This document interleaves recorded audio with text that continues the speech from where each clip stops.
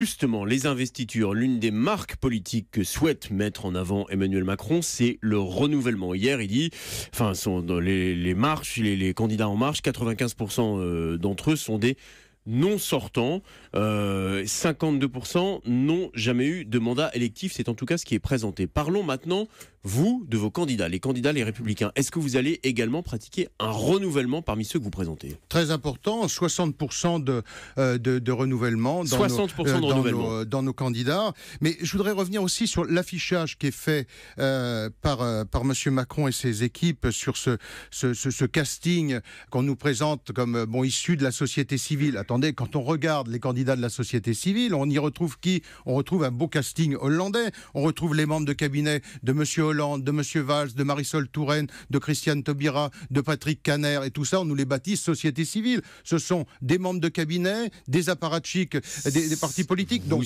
vous savez comme moi que ça a toujours été, oui, là, en l'espèce, c'est peut-être... Mais là, on a essayé de nous le vendre à l'envers. Nouveauté politique. On a essayé de nous le vendre à l'envers. Donc, nous, on assume ces choix-là. Je reviens sur les listes et sur vos listes, Christian Jacob. Encore une fois, c'est vous le patron des députés. Vous dites 60% de renouvellement. Ça veut dire qu'il y aura à peu près plus de 300 candidats que vous présentez qui n'ont jamais été élus, si je comprends bien, si je fais les calculs rapides.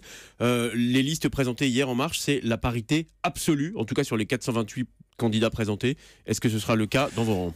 Non. Quand on part de zéro, c'est effectivement plus facile. Ça n'est pas le cas. Nous approchons les 40%, mais effectivement, ce sera pas la parité absolue.